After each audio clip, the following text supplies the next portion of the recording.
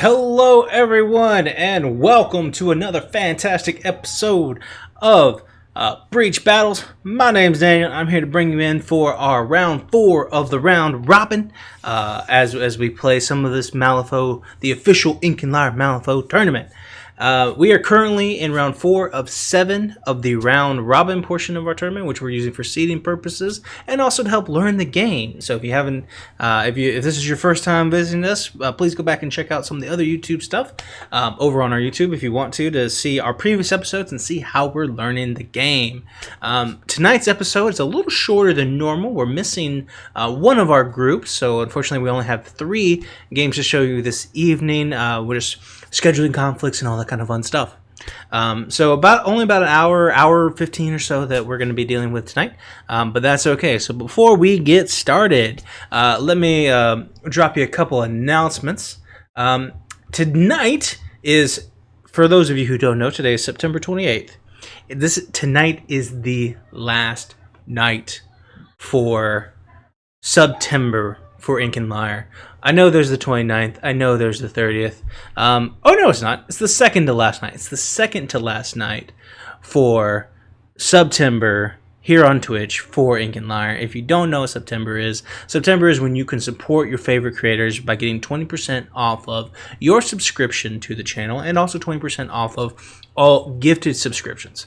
Now, this is particularly important because you're going to get a discount on that subscription that you give, but also we are going to receive a full portion of that as well. So normally there's some sort of there's a split between Twitch and Ink and Lyre and all that kind of fun stuff, and so normally we don't get the full portion of your subscription, right? But in this case, we will. So you get a discount, we get more than normal, all kinds of fun stuff, and like Twitch is just, they're just out. This is just a promotion for us. So feel free to subscribe. There's no better time to do your Amazon Prime subscription. No better time to tell someone about Ink and Lyre and by gifting them a subscription either.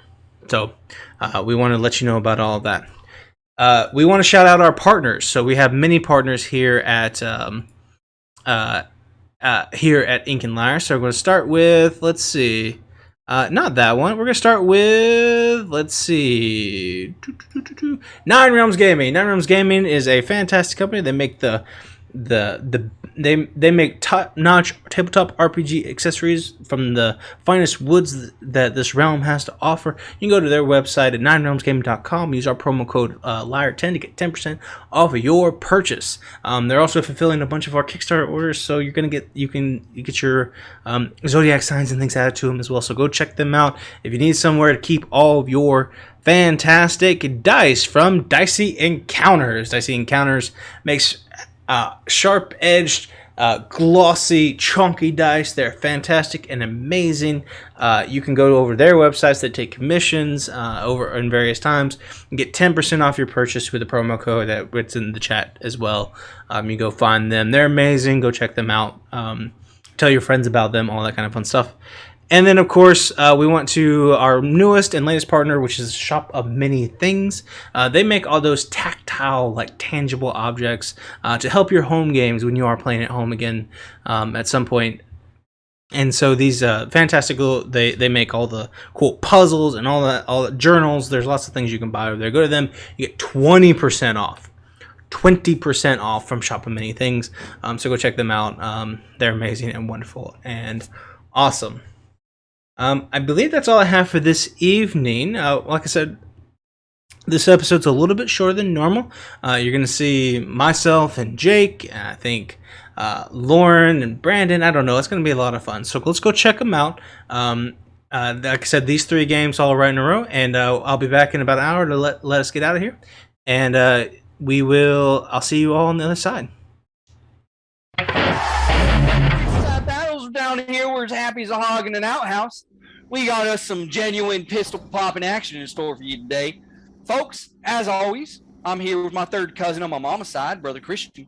Why don't you tell these fine people how you doing and what you think this here map? Thank you, cousin Brent. It's a happy day down here in the bayou. And for the audience, make sure you go visit the session stand and get you some of that deep fried gator tongue. My mama made it. Let me tell you, I was in the kitchen when she was making it, and I just caught a glimpse of her putting her food in it. Now, this map is actually my backyard. so be mindful of the cow poop. We put some of them loose fences up to keep the dogs out, and with the hurricane, it made the ground a little wet, as you can see. But it's all good. The leeches don't hurt too bad, and I got a few pets, actually, of them. What you think, Brent? Well, I know there ain't much cover. Now, I ain't too sure it's that regulatory or not, but I do know that anyone going up against a rifle running crew is going to be about as scared as a tomcat in a rocket ship factory. I ain't too fond of bullets. My brother tried to catch one once and it didn't do too well for his head pudding. So, who are you rooting for, Brother Christian? Yeah, I'm excited about that Ortega team, you know. Is Ortega? I don't know. He got some of that good old classic guns. Now, I know you got a sore spot with the weapons, but we was shooting a little bit before the match, and boy, did them things pack some power. I'm excited to see what that Ortega fella can do under pressure. Well, I heard through the grapevine that Miss Seiki herself is bringing a barrel of knives to gunfight. Now, I don't know if that's brave or just downright foolish, but it does remind me of the time my cousin Jed whacked a hornet's nest with a 2x4, and that sure was a hen house of laughs. Any last thoughts before we start hooting and hollering, Brother Christian? Nope, I think I'm frying me a Twinkie before they're all gone. That Ortega got me, want to get me some tail in my seat before them youngins try and take it and splash on. Oh, come on, Brent, shit. let's get out of here. Down there, moon. I gotta give me a Twinkie, too. Later, folks.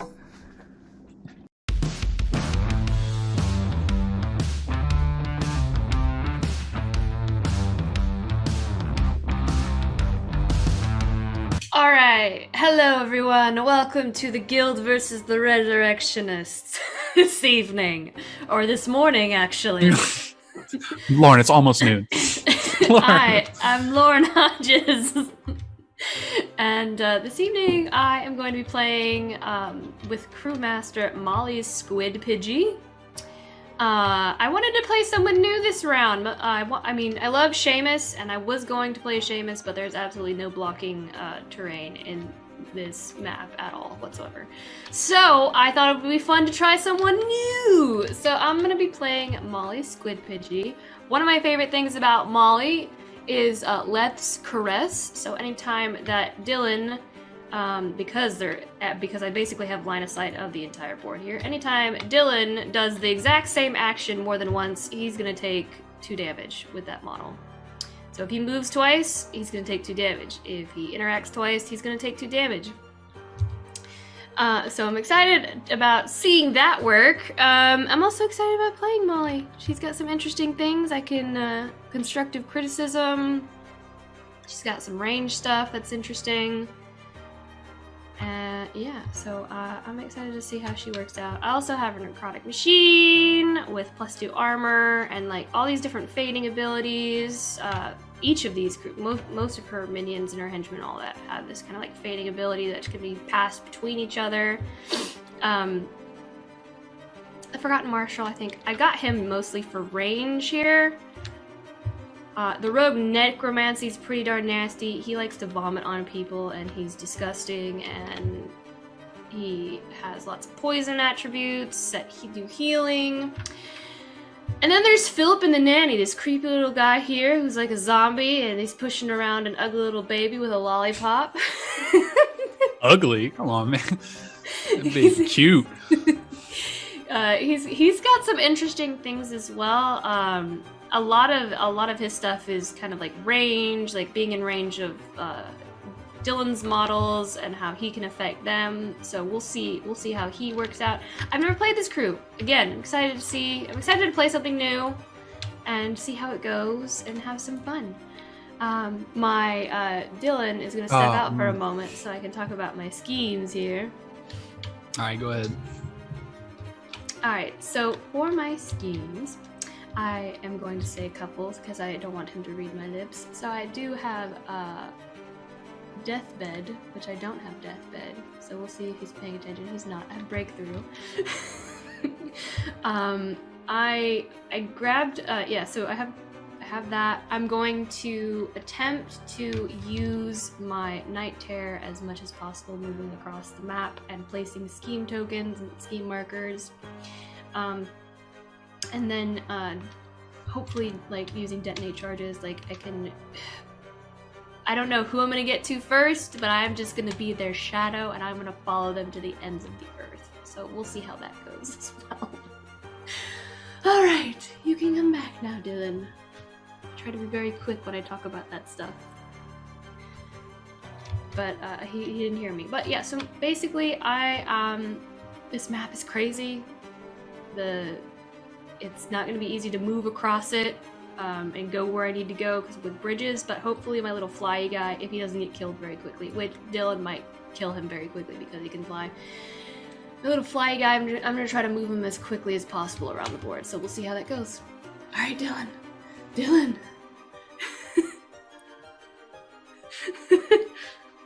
God, left, right. Turn the volume back up. All right, you good? Mm-hmm. All right, so I brought the Ortegas because, like Lauren said, there's like no cover on this map, and the Ortegas are a bunch of family members who wield guns to kill people who aren't family. So I got I'm a butcher these names just so you guys know. Like I play it off like it's intentional so that I don't look as dumb. Abuela Ortega is a grandma in a wheelchair with a sawed-off shotgun. She's an important part of the family. She makes the youngins listen to her. She tells them what to do. You know, she's got a lot of experience. Before she got shot in the ankles, you know, she was a good part of the family. Then we got Franchesco Ortega. He's got a gun and a rapier. So you know, he's a little melee boy. You know, he shoots stuff, he melee stuff. He's got really high pluses to his hits.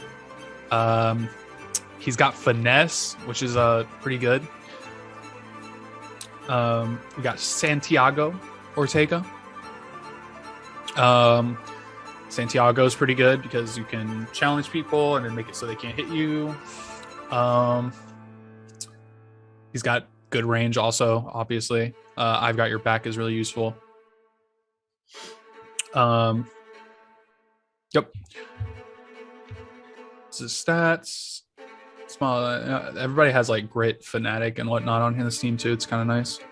Everybody ignores friendly fire. So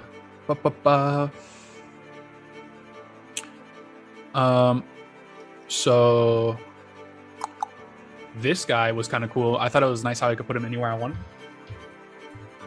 So I put this guy where he could shoot the most stuff possible, obviously, as one does. So I've placed him in the middle of the map to shoot everybody. The Nephilim, I think, is one of the cooler totems on the guild side. I've seen most of them, and I like that this guild totem has Obey, which makes it so if you have any decently high mass cards in your hand, you can use an Obey action on him, which makes him a pretty strong totem because you can have someone who's not your totem go. He also has a bonus action to help people move, and if anybody gets close to him, he hits them with the ball and chain. Also helps draw cards, generates health. Good stuff. And then of course we have Perdido Ortega, which is the master of this one. Perdido Ortega is pretty nasty because if anybody shoots her, she just shoots them back. She gets advantage on their damage flips because if they're full health, she just gets to hit them even harder. Ignores friendly fire, can shoot while in range, and everybody on this team almost can push 4 inches if they take the concentrate action, which is nice because Lauren made it so I can't move twice, so I can just move concentrate and they still get to pretty much move their full distance. She also just murders scheme markers from all over the board. Can be really annoying for some people if they're trying to do stuff for their scheme markers. She's got some other stuff I haven't really read here. Oh yeah, if anybody takes charge action, she shoots them. She can just discard her whole hand and draw again for a bonus action, which is kind of cool.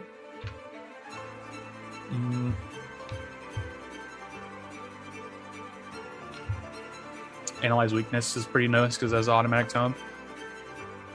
It's my first time playing these guys, and we are on the 30 soulstone limit, so it might not be as good as any other Ortega deck you've seen, but I thought they were a good choice considering the openness of this map, and hopefully we'll have a good game here. And the guild will actually win for once, you know? And I guess I'll talk about my schemes now. Ow, ow, thrown. All right. So we got claim jump. Secretly choose a friendly non-leader model. I mean, obviously, this guy's already at the center point, so he's a pretty good choice. So if he's if there's nobody within 3 inches and line of sight of him, which since these markers are height 5, blocking impassable, and there's kind of some crates here that you could argue would block line of sight. And where this marker is the center of the map, so he's like on it. So if I move him, I shoot somebody, move him a little bit, and hopefully on round 2 he stays this way, and we'll be fine. And then if he's still in play with half or more of his XP and he's in the same spot at the end of the game, then we'll get another one. And the plan is, I know I'm awful at keeping these plans, but Santiago and Franchesco. So Franchesco pushes in, and Franchesco has finesse. So like if anybody comes to try and melee him, he's got a better chance of not getting murdered. He can push all friendly models within 1 inch of the target, 5 inches away from the target. So he can if someone gets into melee with him, I can use him to push them off of him, and then also take an attack action. He's got some range on him, and he's also got flurry, which will help me take more attacks. So Santiago, which I gotta be careful because of her can attack twice, take damage. So I mean, hopefully we'll try and kill Molly. Don't have to worry about that if she's dead. So Santiago, I'm gonna have him stay back here and grab this one because he's I've got your back. And so if anybody's engaged with Franchesco, I can use my bonus action to pull him out or pull anybody out if I think there are 2 things. And then if I have a mask in hand, I can cheat it to take a attack for free, which is nice. You can also use challenge on him and then move away so they can't hit you, and then they'll have to discard cards. Although her class is really good at drawing cards, so that is the plan. I'll move these guys in the middle, and then Ortega is gonna use one of hers to get the strategy marker, and then she'll probably. She's either gonna move this way or this way. I haven't decided yet. To try and get things, and then we'll try and take. We'll try and keep like a cluster formation to make the most out of A por L, which is free actions essentially. Which you see here declares an action that it has already declared during this activation. So I don't think A por L will, because it's during this activation, but maybe it does actually. That'll be rough. That would suck. So being able not to shoot more than once, but hopefully if we kill her, we don't have to worry about it. And yeah. And hopefully we can get some points and win the game. And obviously we're playing Turk War, which I don't know if Lauren said it, but I'll just hover over it for a minute. And if you want to read it, you can.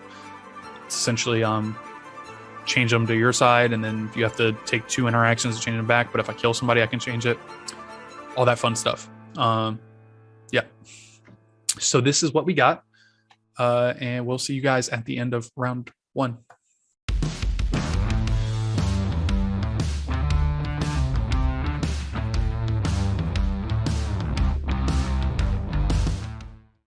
Hello and welcome back, everybody. The Ortega family has decimated the crow, a bat, who pushed me off a cliff.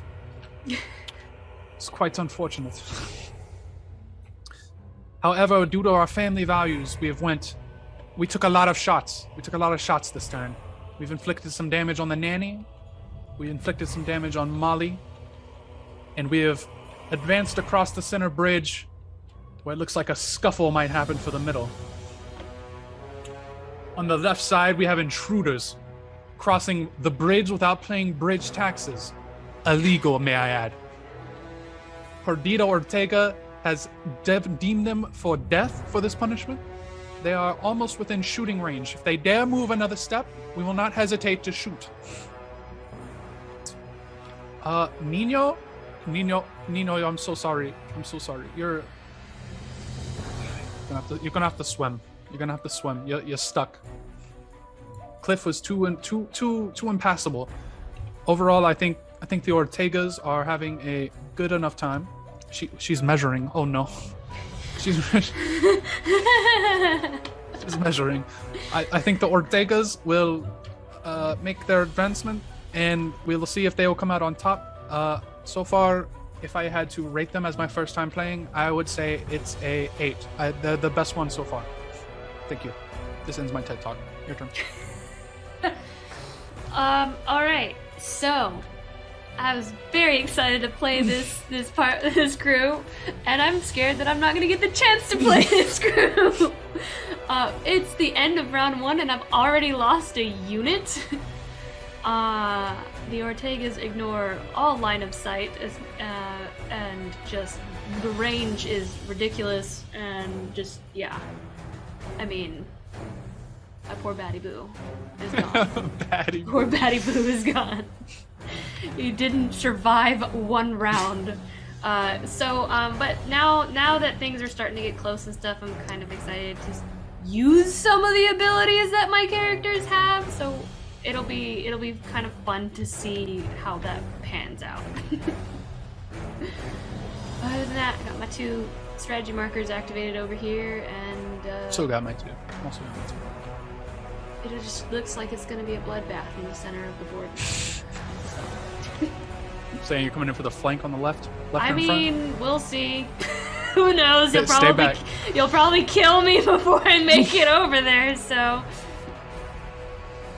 And yeah, we'll see you guys at the end of round 2.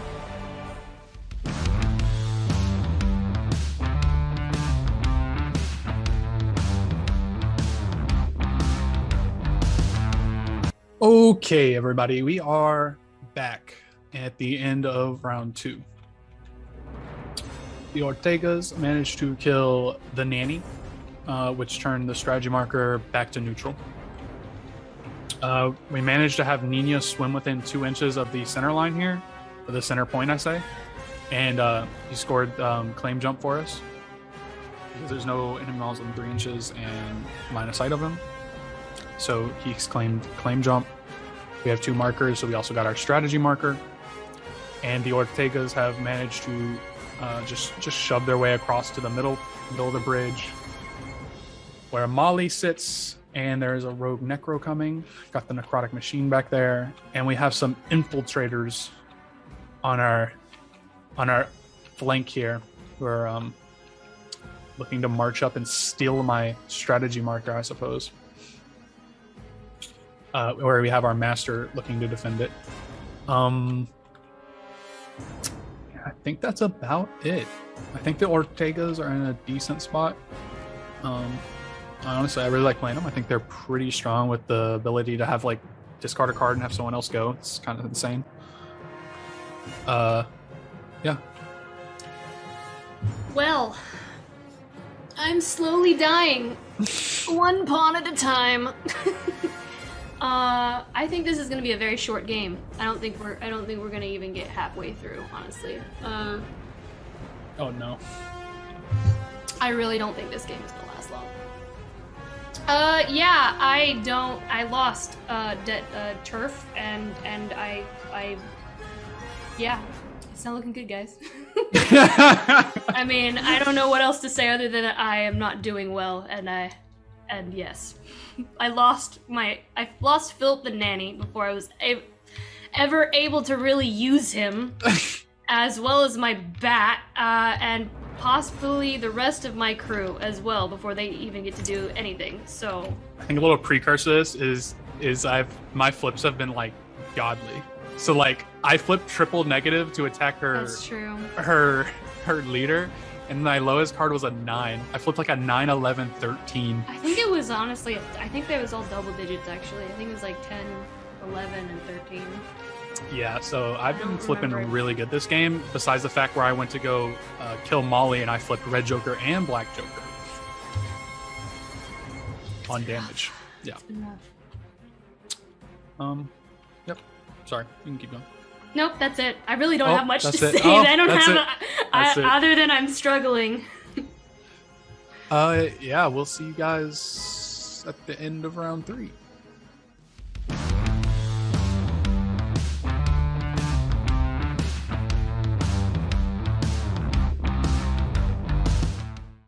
All right. Hello, everybody, and welcome back. Unfortunately, we did not quite make it to the end of round 3. With overwhelming attacks, I had done 2 damage to our leader with amazing draws on negative flips, and I was about to get another free attack to attack her again, and if it hit, her leader had 1 HP, so it would have died. And the Resurrectionists have decided to forfeit. Yes, I'm conceding. There's absolutely no way that I can win moving forward. They just have way too much action economy, and I would have gotten this scheme marker in the middle here with detonate charges at the end, so I would have gotten that.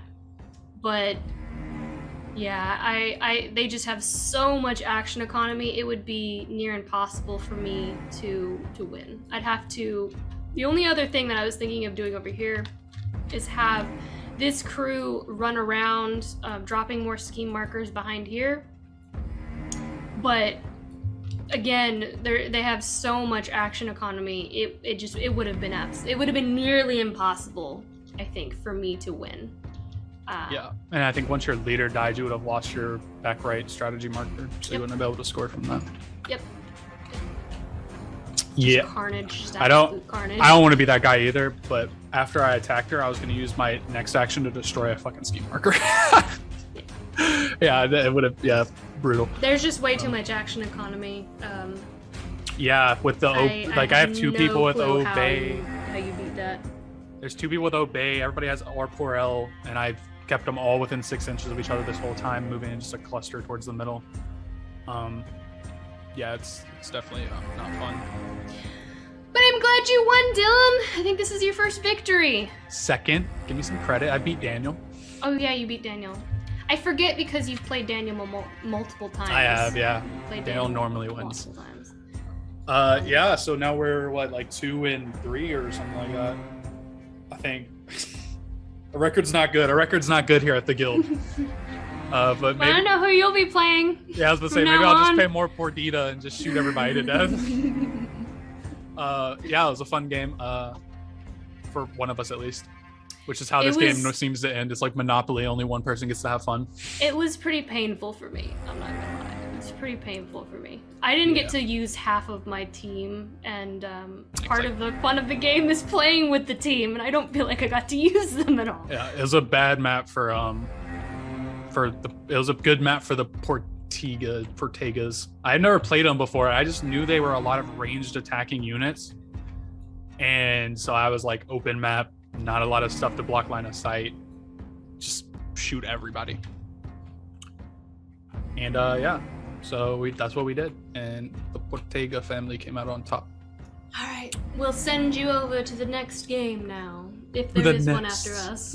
I think there should be. I'll put that in post. All right, everybody. Thank you.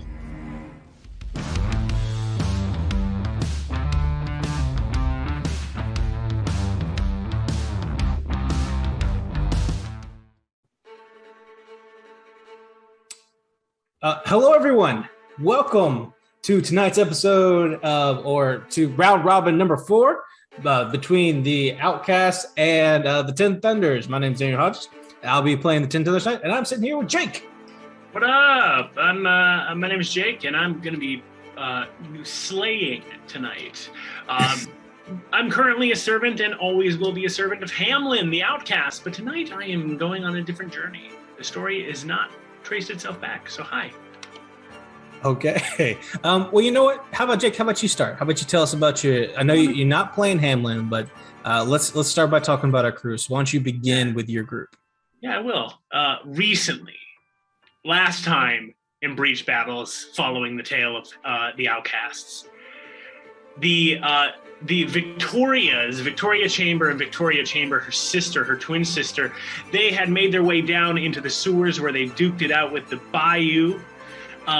Unfortunately, they had also brought Benny with them, one of the servants of Hamlin the Rat King, and Benny sold them out. Actually did almost jack nothing in the entire encounter, but survived, and one of the Victorias died. However, one Victoria did survive, so I'm going to be playing the Victoria Chamber sisters, which are basically just two melee murder people. And then their sister, Vanessa, who helped resurrect the other twin sister, the one who died. We now brought her back. And Vanessa is going to be really powerful. One of the nice things about Vanessa is, unlike last game, where I was playing a very brutal, I'm going to just go all out against goblins and gremlins, Vanessa is more of a control character. She looks at the top set of the Fate deck. I get to order things around as she goes. She's also pretty well ranged, and she's a healer. I think that the Chamber sisters and the Victorias and Vanessa, they've learned some lessons and are going to play this game a little bit more carefully as they flee the sewers and try to find allies somewhere else. My team is comprised of the Victorias. I also have Taylor, my classic tank, who I love, Vanessa Chambers, my healer mage, and two Ronins, one of which is from the Gallows. The other one is just a Ronin that they all knew. So the Ronins are going to be kind of my ranged DPS. They're going to be the cover. As you can see, my team is a little bit separated here, and I'll explain that a little bit later. I'm really excited about this game. I think I've learned a lot of lessons, but I also hear the call. I hear the call of that flute, of the rats still swarming in my head, and I don't know what's going to happen. The rats are still no way. Daniel, can you hear it? Can you hear it? I hear them singing, and I too wish I could pledge my rat soul to them, but alas. You've not seen that yet. So I needed to. Right now, it's going to get serious. So the hat is on. So okay. So here's my quick. I have one quick question about your crew, Jake. Yeah, absolutely. As we get going, I see that you brought. It's kind of interesting because you have 6 units, but you've got duplicates twice. Is this the only crew you know of that has double masters like this? As far as I know, yeah. That's the only crew that I know of that has 2 masters, both Victorias functioning as masters at the same time. Yep. So I think that's super duper cool because I tried a dual master crew because I put Masaki and Sheng Long into the same crew one time. But this is you just get it kind of for free. It's like it's totem. So I think that's super cool. I also want to know what's on the outside of Taylor's mug or their distilled glass, because it looks like honey, but I'm not sure it is. Is she drinking honey for the rats or? Yeah, I would actually probably say that it's something of a honey mayo sort of combination together. Mm-hmm. I don't really judge. It's what Taylor gets kind of through the day with, especially after a long night of fighting. One of the things that I'm really excited about, you just brought up kind of cloning, right? I think that one of the things that I'll be really intrigued for this game is the steady sense of control. Last game, I actually kept forgetting about battle tempo, which every one of these characters has, which gets to move them through the map at the start of each round. I think this team is going to, unlike last game, this team is designed to be a lot faster. They're sprinters, and I'm going to be running around this map at top speed. Yeah, I do want to talk about the map here in a minute too. But let me tell you quickly about my crew. So this is a crew that I played.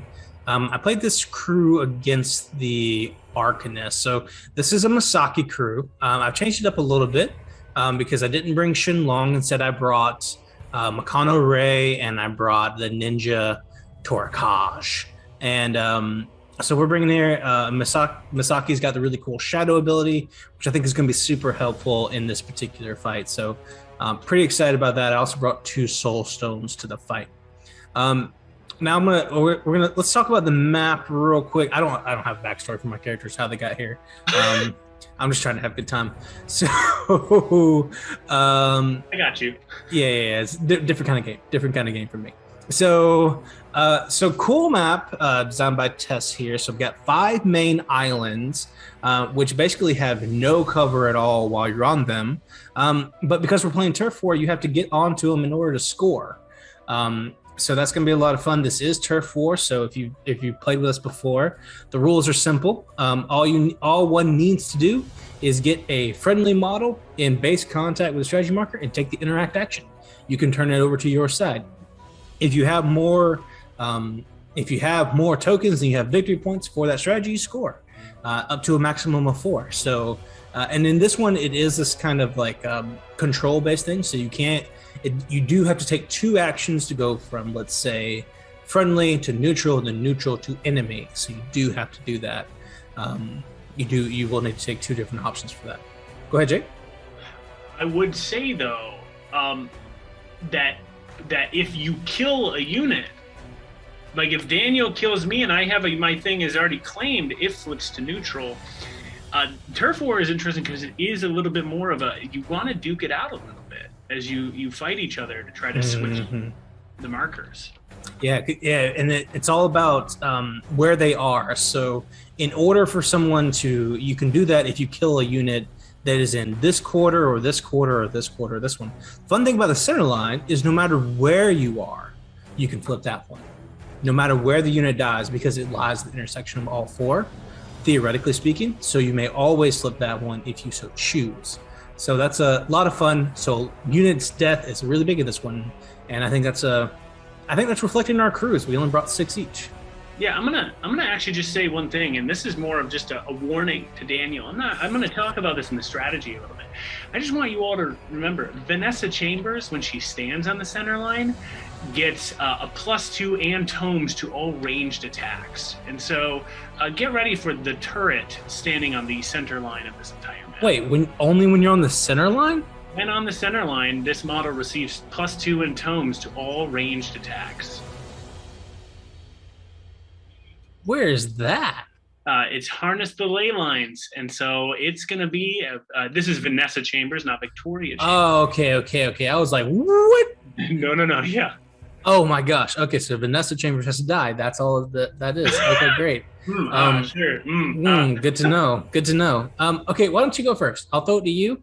I'll throw the schemes to you. I'm going to go ahead and zoom in on my side to show all of them while you do that. So I'm gonna go ears out for a second and show all these out, and you let me know when you're back. You can go now. Tell them about your scheme and stuff. I don't know if you can hear me. Hello, everybody. So we're back again. The Vanessa, the Victoria, the Chamber Sisters, and Vanessa, they escaped the sewers, and now they're encountering a bunch of ninjas on these islands as they're fleeing out of the sewers, and they find some of these islands nearby the city. Some of the strategies that I'm gonna do are almost exactly the same thing I did before, but lessons were learned. Last time I picked some characters who were not that great to be my hidden martyrs. Listen, we know that the Ronin sisters, the 2 Ronins, they're set up as the hidden martyrs, which means that they're going to both die. At some point in time, my goal will be that they will die. And the best part about this is that I think he's gonna want to try to kill them. The second thing that I selected, just like last time, is I'm looking to cause damage. And so I'm gonna be going and using Let Them Bleed. I'm gonna be targeting people. I'm going to be hurting people, because the more people I hurt, the more victory points I get. And then if both Ronins, can really deal the damage, then suddenly he'll want to kill them, and I get my victory points that way. This is going to be a story, and I hope I get to have a conversation with these ninjas, right? These people who've come out of the shadows, and I need to get their help, because the call of Hamlin is coming!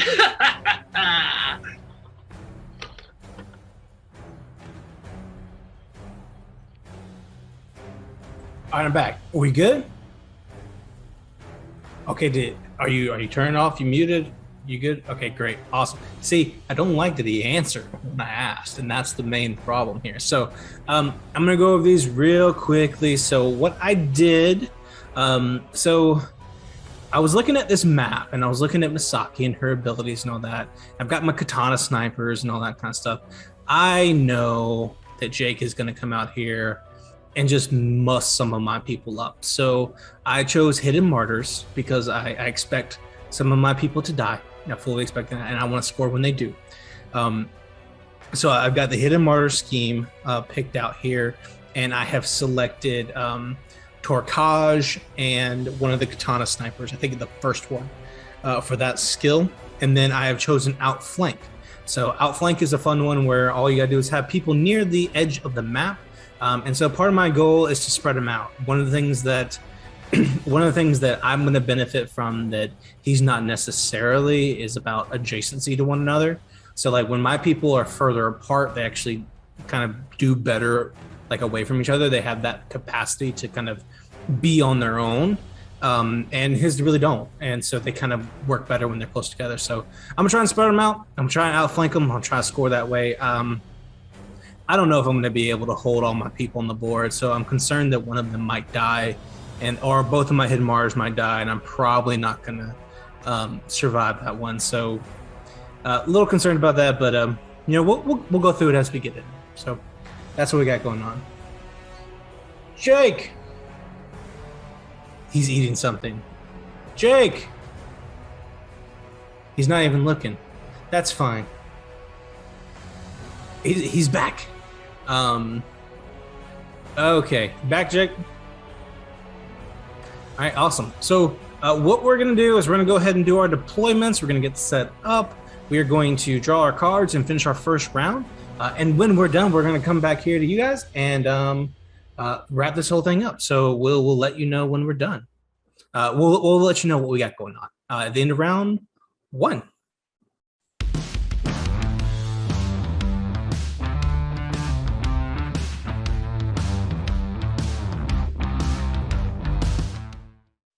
Sisters! Continue to push on the attack! If we claim the middle, they won't be able to stop us. Also, who are you? Name yourselves! Why are you here? We're trying to help! We're trying to find help! Respond to us! Don't worry about it, Victoria. They won't talk to us. They seem to be only interested in attacking, though they're not that good at it. We're gonna slay them all. Ronins! Over on the side! Claim that district and kill that sniper! Aye, aye, Captain! Remember, everybody here must suffer. That's right!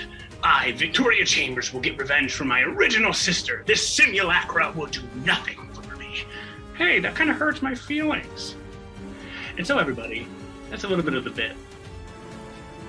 I'm swarming across this map. It's all about speed. I've got my shoes on, and I'm going to be racing across here. As soon as I touch that center line, it's on. It's go time. I'm a little terrified of whatever these ghosty ghosts do. I don't know what they do yet. So, very spooky to me, personally. That's it. Amazing. Okay, so Jake claimed this strategy marker for his own as well. And they all know that. They can do that. I've claimed 2. I don't think neither of them necessarily really like counts for this yet. So right now they're chilling the way they are. I think I'll be okay keeping it within my team next round. So I don't have a story. We lost this. There were a series of 6 flips over here. And Jake hit all of them, and I missed all of mine. And I lost a unit, he gained it. I lost a unit, he didn't lose any health. I didn't shoot anyone over here. It was brutal. It's been rough. You've got a Black Joker. You're flipping bad. It was a rough go of things, but I did hard the cards, get one of my constructs to come alive. So that was good.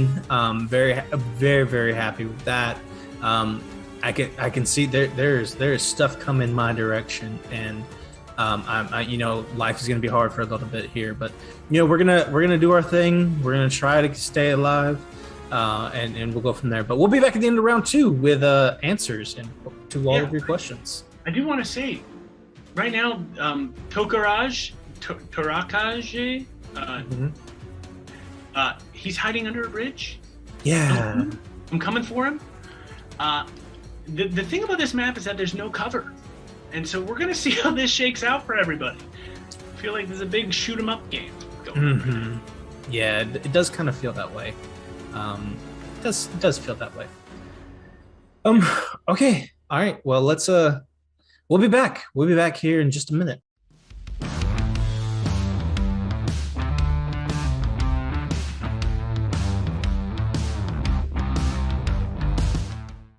Welcome everyone. We're back with the end of round 2 here. The first round in which people can score. Things, Heart of the Cards is not in my favor tonight, and that's okay. Sometimes it's just not for you, right? And that's all right. So this is I want to show you guys what's happened over here. I've got all these units just surrounding one of the masters, and we just can't seem to kill Victoria. It's very, very sad. I missed twice with Misaki. I didn't have any good cheat cards. I didn't want to use my soul stones because I still kind of need them for stuff. I mean, it's just been a rough go of things. I mean, Victoria's over. I got both Victorias over here, and it's not going well. So I do want to point out that I did score strategy, and I did score scheme, because I'm going to go ahead and reveal Hidden Martyrs. What? Yeah, I'm going to go ahead and reveal Hidden Martyrs as one of my hidden people has died, which is what I kind of expected to happen, but that's okay. And here we are, but I'm now down 5 units to 6, so that's fun too. Shout out to me. What's going on over there, Victoria man? Sister, stop running away from everybody. Victoria Chambers tends to just run into battle while the other sister is off in the distance going, "You're gonna die, stop it, don't do it, you're gonna die." And right now, Victoria Chambers is surrounded, but never fear, because I've also scored some points. There's been some successes. Turf War has triggered, and I have 2 spaces claimed, which gives me how many points, Daniel? Just to make sure I actually know. Just 1. Just 1? Oh, Mm-hmm. All right. But you scored for next round, so it's good. Oh, well. All right, I'm not as happy about that.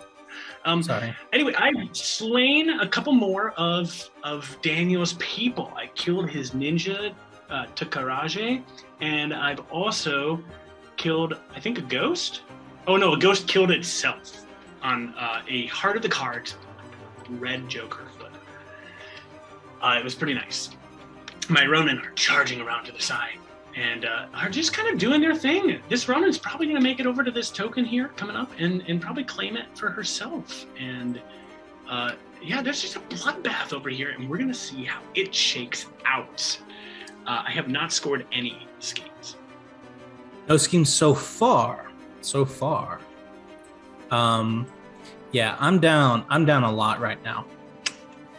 So, and I'm down a pretty good bit. I'm down to 4 units.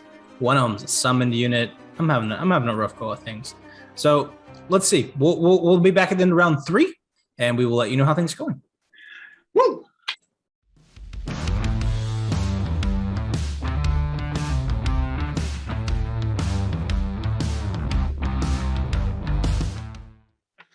Oh my God, everything has been going so well, and then both Victorias are dead. They're dead. Only their sister survives, Vanessa. Little does Vanessa know, this is all part of the Plague Master Hamlin's plans. Kill them all off, the only ones who can warn the world. That's right, I don't play the recorder. Anyway, I raced into the bushes where all sorts of chaos broke out. Honestly, I always keep separating the 2 the Victorias, and I really should just have them always stay. I should have played a different tactic than what I'm going to do here. But really solid play. Daniel and I, we duked it out over initiative We cheated constantly because we knew it was going to be a dicey situation. And then Daniel successfully using Misaki Katanaka managed to kill a Victoria Chambers and then use some sneaky ghost shenanigans to kill the other one. So that's quite a shame. Fortunately, though, for me, I have both my strategy markers. I'm going to get another point coming up here. So that's awesome. It's great for me. It's true, you did score. That's right. I'm almost reaching my highest scoring round ever playing this game. If I hit 3, I've scored the highest I've ever scored. That's good for you, Jake. Thank you. Yeah. That's awesome. I'm proud of you. Yeah. Okay, so yeah, I cheated 4 times to get initiative, and then I was able to take out one of the Victoria Chambers before she got to go, and then Vanessa went, and then I was actually able to take out the other Victoria Chambers. Victoria Chambers had a move that she couldn't pull off. She couldn't get away. So Jake, we cheated. You cheated 3 times. I cheated 4.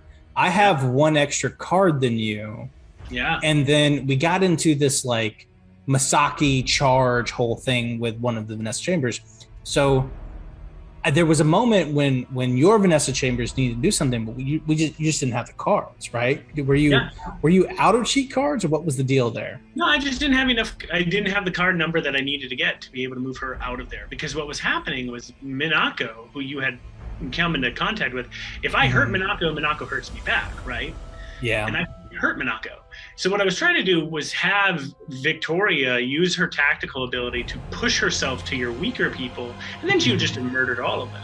I just couldn't get it done, which was kind of a shame.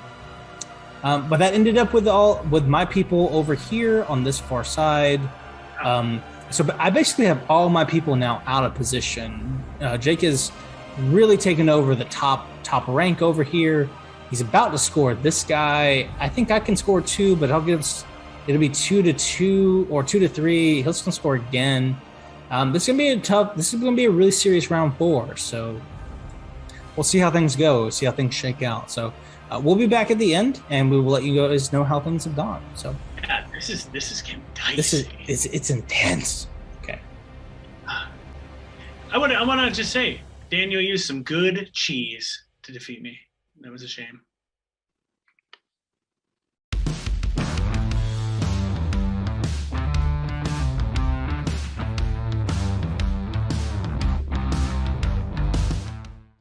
All right, everyone. Welcome back to the end of round 4. I'm bringing in. This has been an intense game. Well played, I think, on both sides. Well, definitely. So we are coming into the end game now. I have managed to kill a few extra units to protect what I have here. So what I've got going on is I have Misaki within 2 inches of the strategy marker to protect here. He's got a Ronin and getting ready to take that one up there, which would score another one from him. I have defeated several units over here, so I've got my people ready to defend if necessary. And then I did manage to take the strategy marker, so I will score an extra strategy this turn, giving me 3. And then I have this fun little 10 Thunders Katashiro, who is hanging out here with a couple scheme markers I dropped on this far side. So things are going well for me right this second, I believe. There's no way to really know, but that's what I think I'm doing. So I feel really good about heading into round 4. Jake? It's turned dark, everybody. I don't think Misaki realizes what exactly is going on right now. We all know, though. Anybody who's been watching my games knows there's a bigger plan at foot here. Benny has planned something. Benny actually, I think, cursed the Chamber Sisters. They were done. And Vanessa's seeing it come full-fledged. She doesn't know what else to do. We have to get out of this. Who's Benny? Benny? Yeah, who's Benny? Benny is terrifying. Benny is worse than Taylor, worse than the Chamber Sisters. Audience, you know who I'm talking about. Benny, the traitor from the sewers. Let's talk about strategy for a moment. what do I have to do? Go out in a blaze of glory.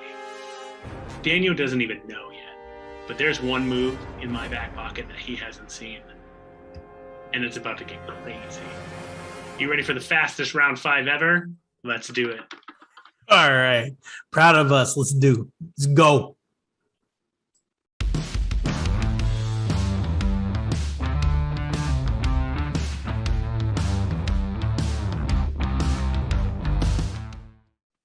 All right.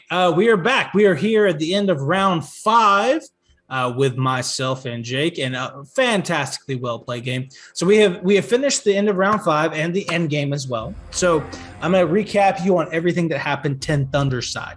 So at the end of the game, all that was left to do was for Masaki to go over here and score our outflank goal. So instead of hanging out here to protect our strategy marker, which we couldn't really use to affect us in any helpful way, we just transported all the way over here. We appeared on this side, dropped 2 scheme markers, and we were able to score outflank with the reveal at the end of turn 5, and then the outflank end game as well, because we had all of our units over here hanging out, having a good time. So I'd picked up 2 points there, and then of course I scored hidden martyrs. But for the strategy points, I was only able to score 2, which was a little upsetting. I never got over here. I think the main reason for that is because I had these 2 katana snipers that were supposed to hang out over here right now. They're now corpse tokens. It's what they are now. And so they were never able to get any kind of good flips in. They basically let the Ronins come over here and score strategies the whole time. And I don't think they're necessarily weaker than the Ronins. It's just sometimes the flips don't go in your favor, you know? And Jake's face. Yeah, it didn't go well for those 2. They really didn't. They never did damage. They didn't drop any schemes. And with all of that, it basically just ended with Masaki having to come over here and cover up their defaults. But really happy with the way Masaki played in this one, because we were able to go from over here to the other side and still be able to score a point. So Jake, you want to tell them so I ended up with 5 points. Jake, you want to explain what happened in round 5 and end game for you? Well, it was dark. I'm going to say this right now. I got played. I think I was just sort of bullheadedly charging across the map for the most of this entire encounter, trusting the fact that I could murder everything because my team was very murdery. They were very good at killing stuff. And then Daniel lured me in with some dark shadows. And it was on round 2 where I changed my strategy. I had removed a shadow. Round 2? Yeah, I had removed a shadow from center field, right where Vanessa's standing. And you were like, oh, why'd you do that? You know? And what I should have probably done is just had everyone sit up there and shoot constantly. Like, not actually go pick melee fights. I think your team is a scary melee combat team. And I heard the call and I had to go get that fight. And then suddenly I was getting ghosted and bled to death and burned to death, and it was terrifying. So kudos to you. I mean, in terms of like luring me into a trap that I barely eked into a draw for. The draw, I think, came from the fact that I got to claim some tokens and had a Ronin who got to remove herself using her special ability. And just by doing so, sort of trigger both my abilities of hidden martyrs, both Ronins were that, and then let them bleed. Right at the very end, as we were kind of cleaning up the finishing game, Daniel, you had moved Shang in a vulnerable position, and I somehow hit him. I will say that. That was actually kind of a shock, too. I flipped really, really well. I flipped amazing the entire night. A great game. Great game flipping.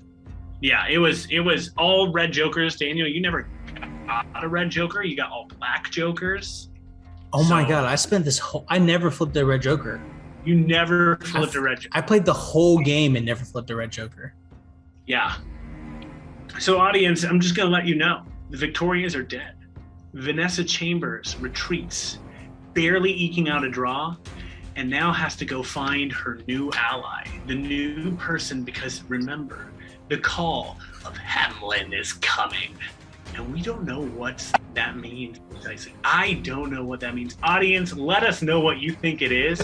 But I think that Victoria or Vanessa needs to go find one more person. You know, is there a person you think that Vanessa needs to go meet up with? I don't know anything about the Outcasts or anything that you have going on. So no. I need your help. When you're watching this, I need you to let us know who is the person Vanessa bumps into. I'm giving audience participation here because I haven't decided yet. But I know that Vanessa's going to meet up with maybe Von Schill or Tara or Parker Barrows. We'll see. Trying to deal with Hamlin the Rat Lord. Yeah.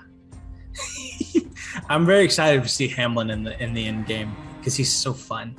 What are you gonna do with are you maintaining the narrative of all the Chambers sisters dead or just Vanessa left? Yeah, well, and when we fought the Gremlins, we were defeated. Only one Victoria was defeated, so we went and fetched our Vanessa. But Vanessa's got away from this. She did. She did. So perhaps there could be a chance that Vanessa brings the other Chamber sisters back.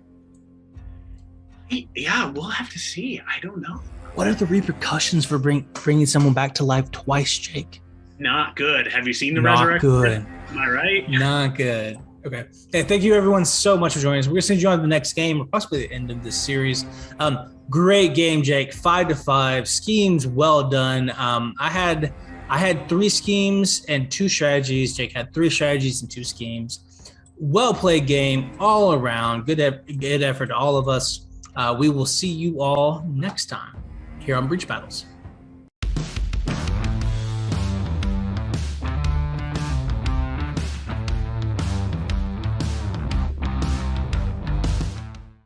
All right, welcome. We are playing Bayou versus Arcanist. We're both using our bays. We're going to see which bay is better. But everybody knows the Bayou's got the best bays. I'm using Ophelia, but Ophelia is going to be joined with Francois Lacroix. We got a LaCroix Raider. We got a Père Ravage. I'm going to try them out, and Rami LaCroix. Rami LaCroix is a little bit of a sniper. We got Père Ravage. He likes to blow up ice pillars and things like that. We got we all know tried and true Francois. He's going to hit you with a sword. LaCroix Raider is going to draw me some extra cards. These young LaCroix like to blow shit up. And Miss Ophelia over here is going to shoot anything that moves. And anything you want to say over there, Brandon? Yeah. I heard that little dig at the ice pillars, but I don't think you're going to be able to shoot them all fast enough. Of course, the only thing better than a bayou was a frozen bayou, and we're here to bring the cold. Winter has come into the bayou. Yeah, we're going to see what happens, all right. And was brought with him the Daughters of Winter. Of course, I'm playing Rasputina again. Got my same tried and true squad here. Rasputina, 2 silent ones. All of my Daughters of Winter will all be making ice pillars, blocking off paths. We got my Wendigo, my Horcat, and my Blessed of December, and of course, they're hungry. It's time to hunt. I hope they like drowning in the muck, because that's what's going to happen to them. Let me talk about my schemes real fast, then you can then you do yours. All right. My scheme's over here gonna be my scheme is claim jump, stick in that center. But my claim jumper is gonna be Francois. He can sit there and take a beating, and he'll be good. He can use soul stones too, so he'll be nice and protected. I got bait and switch too. Yeah, I may have done goofed a little bit, but it's okay because I picked the Horcat. But I got a feeling that Brandon's gonna put the lodestone on the Blessed December. So we're gonna see what happens, and we'll see if I can lure the Horcat in. But we'll see what happens. So that is where my schemes are at. The strategy we're doing is the lodestone. The corrupted ley lines, that's us, yeah. So we're gonna do that, and it's gonna be good. Brandon, come on back in, Brandon. Okay. What I'm gonna do? I'm going to, since my setup's weird, I'm gonna put my camera over here. You can drag your schemes out here. I'm gonna mute my TV and leave the room, and then send me a text when you're good. Okay? Okie dokie. All right. Let me mute my TV. All right. So, my schemes. Sorry in advance for you having to edit the shit out of this, Christian. My schemes that I chose are Catch and Release and Vendetta. And I think for the Catch and Release, I think I chose the Horcat. Yeah, for Catch and Release, I chose the Horcat. I feel like, it moves at a 6. And since I'm not gonna give the Horcat the little lodestone thing, then I think it'll be really easy to get it. Of course, I've revealed the card when it's within 1 inch of an enemy, master, or henchman, and not engaged by any other enemy model, which I think will be pretty easy to do. And then at the end of the game, just as long as it's in play on the enemy half of the table, I get another victory point. So pretty easy. Feel like I'll at least get 1 victory point off of that one. And then as far as Vendetta goes, I chose Blessed of December, who does in fact have the lodestone, and I chose the enemy model as Francois Leroux. I think that's the one that shoots things. I think with the ice pillars, it'll be easy to isolate them, especially since they're like a ranged character. I think they have more health than I feel like I want to have to deal with. But Blessed of December can attack like up to 4 times in a turn if I flip the right cards with the right houses or symbols. So I think I'll be okay. And then at the end of the game, basically it's like, half health, I get a victory point, and then if I kill it completely and Blessed of December stays alive, then I get another point. So should be pretty easy to get that one. And that's my plan. So let me message Zach real quick and get him back in here to the game. I love your whole getup, like with the bird and everything. Like, oh, I forgot she was here. This man has an interesting life. I can be a pirate, a bayou pirate. It's okay. Yeah.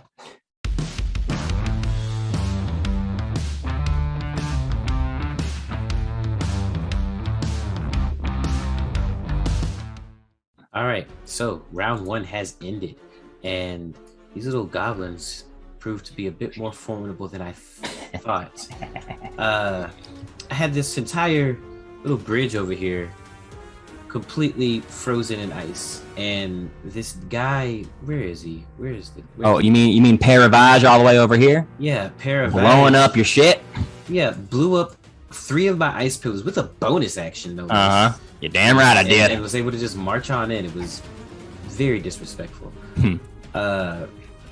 Meanwhile, Rami Leroux and Francois Leroux and Ophelia Leroux, all these stupid Leroux keep shooting, taking pop shots with these really long ranged attacks.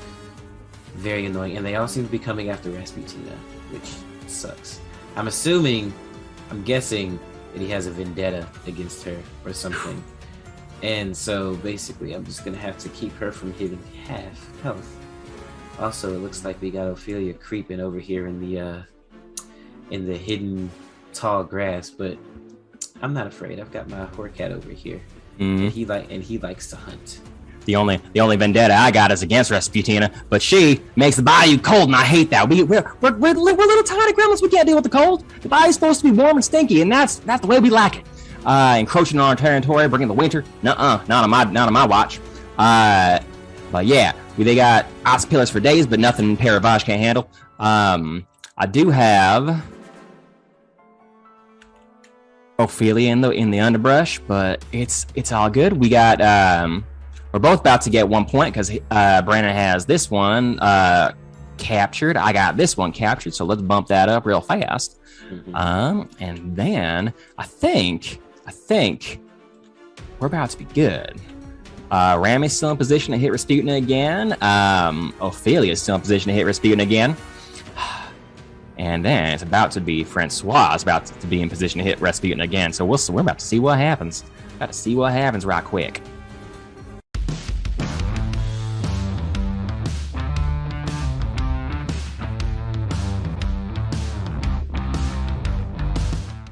So, all right. It's the end of round round 1 over here. Round of round 2. It's let me bump up that round marker. End of round 2. It's a scuffle. It's a scuffle. I'm trying hard to take out Rasputina. Trying very hard, but it's going. I got Paravage over here blowing up ice pillars left and right. I got oh shit, I forgot to do that, but it's okay. I got Francois up in Rasputina's face, giving her hell. I got young LaCroix shooting left and right. Ophelia's in the grass over here. Got a Horcat upper ass, and then it's fine. That's fine too. All these ice pillars are blocking off my sniper, which I'm a little irritated about, but it's okay. It's okay. It's fine. But I still think this is good. I still think I'm in a good place. What you got over there, Brandon? All right, yeah. I think second round went way better than the first round. We lost the Wendigo, rest in peace, but we always lose Wendy. She only has 4 hit points. The Horcat actually gave me a victory point over here with the catch and release scheme. Since we were locked in combat at the end of the turn, I got myself a nice little victory point, which was great. As long as Rasputina's got her ice pillars over here, I am not worried about a thing. We got Francis Leroy over here, gunslinger extraordinaire, trying to get all up in Rasputina's face.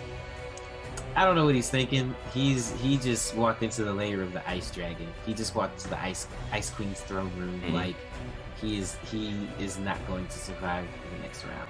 That's what y'all think. That's what I know. But yeah, we will see how things are going. It's been an explosive game so far, and it's only going to get better. Oh, don't worry. Paravage will make sure we got the explosions on lockdown. Got this. We got you, Pear. Okay.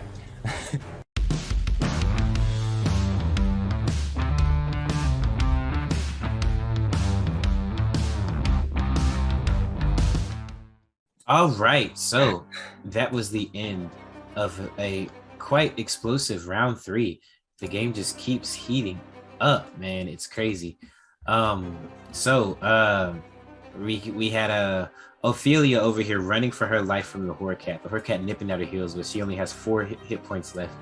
I just want to, real fast, I just want to say, was Ophelia running from the Horcat, or was Ophelia baiting and switching? Oh crap, no way, for real? Yeah! Ophelia was baiting and switching that Horcat. You were too close to the center line the first time, so I had to move Ophelia back. I thought about backing off too. I did, but I was like, fuck it, I can go kill her. That's what I get for being bloodthirsty. That's what I get for being bloodthirsty. Yo, that was slick. That was good. Okay. I know what I'm doing every now and then. That was good. Okay. I want to get that on camera too. That was good. That was really fucking good, dude. Wow, you really got me. Okay. Besides that, Blessed of December did get us a strategy marker over here. Me too. We'll mark a strategy VP for that. Wow, this is a close game. Oh yeah. Yeah, and we had all of this crazy bombastic energy going on in the center. And if I am correct, I feel like since Rasputina is less than half, I feel like you get a scheme marker for that too, right? Yeah, y'all think you're correct? Is that right? No. No? Oh, really? No, not yet. So not it's yet. It's not Vendetta. Interesting. It's not Vendetta. Well, that's good. I know whatever it is, I cannot let you kill Rasputina. She has to live through this. So these next 2 rounds, round 4 and round 5, are about to really test our mettle. Yeah, but this has been a great game so far. So look forward to see how I'm excited. I'm excited about this game.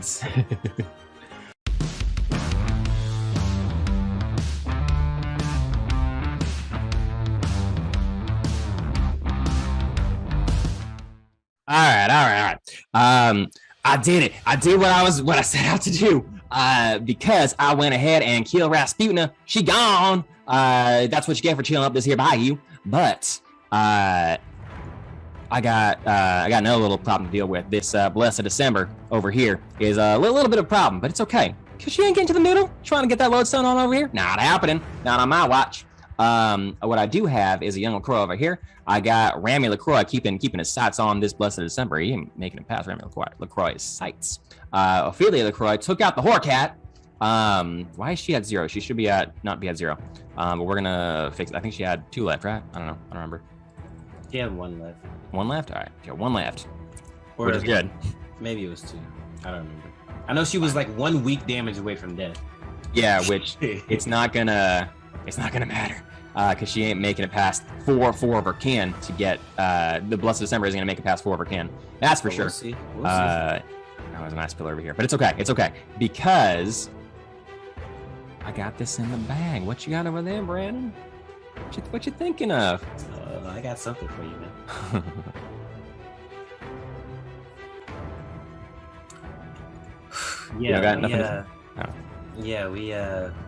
We lost a lot. Lost the Horcat, which sucks because now I'm not gonna get my catch and release scheme or the end game one, which sucks.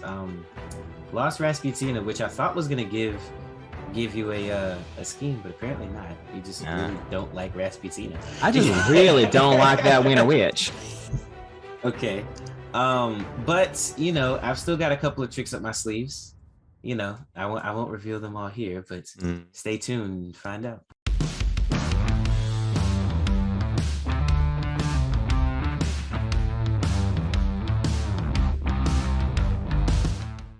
All right. And the Bayou takes home the victory. The only one standing in my way was the Blessed December over here, because my other scheme was claim jump.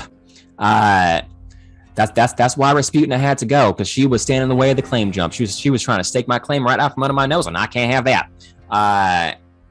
And then the Blessed December tried to come up. Well, I had to kill her too. Luckily, the young LaCroix called Ophelia from across the pond all the way over here, and then Ophelia just took pot shot after pot shot after pot shot on that big hulking beast. Got my dude to the middle, and Paravage won me the game, blowing up ice pillar after ice pillar. It was a pretty good game. It was a good game, though. I'm just happy to play it with you. What do you got going on over there? No, it was very intense. We kind of fell apart there at the end, though, man. After Rasputina fell, 4th and 5th rounds did not go too well for me. I don't know, man. So much damage. Like, the card flips just weren't there. I feel like I had a couple of good moments where I could have built some momentum up, but then, like, I don't know. It was rough. You know, every time I had ice pillars built up, Pierre would just blow it back to hell. And it was, I could, you know, every time I have a defense set up, he just tear it down. I made maybe a couple of tactical errors putting Rasputina up in the front like that. Probably should have led with Blessed of December. Thing is, with this game mode, like, I don't know, maybe I should have given the lodestone to the Horcat. I don't know, but I really wanted you to give the lodestone to the Horcat so that I wouldn't have to lead it over, you know, because then the Horcat would just like come over to my side anyway, because it's got 6 moves. You know, if I could stand my guys in the middle, the Horcat would kind of avoid the middle and just go on my side, so I would get bait and switch off. But you gave the thing to the Blessed December, which is not good, but it's okay. Yeah, it ended up not going in my favor, because you know, my tank was sitting in the back over here, just kind of twiddling his thumbs, grabbing the strategy marker in the beginning. And I mean, while Rasputina and the Silent Ones did do their thing, they held you off for like 3 rounds. They did. Ultimately, Pierre. See, like, if I had the Blessed of December up there earlier to like attack Pierre or something, then maybe it would have went differently. But you only do so much.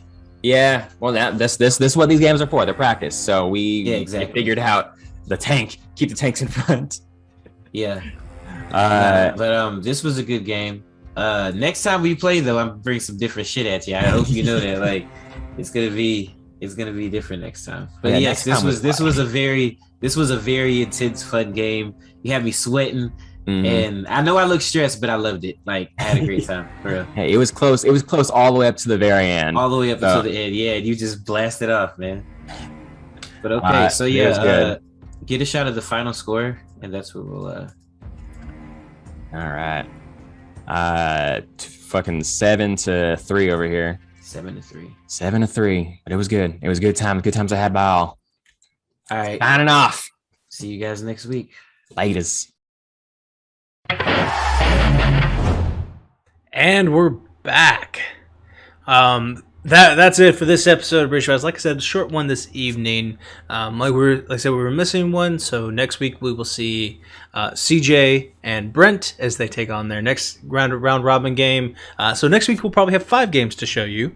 That previous one from this round, and then the others from round 5. So spoiler alert, I just played my game just while we were finishing this all up. So Brent and I finished ours, and it was a spicy one. So it was a lot of fun. So I want to shout out to everyone who has joined us this evening. Thank you so much for everything that you do, and join us here on the Ink and Lyre for Breach Battles.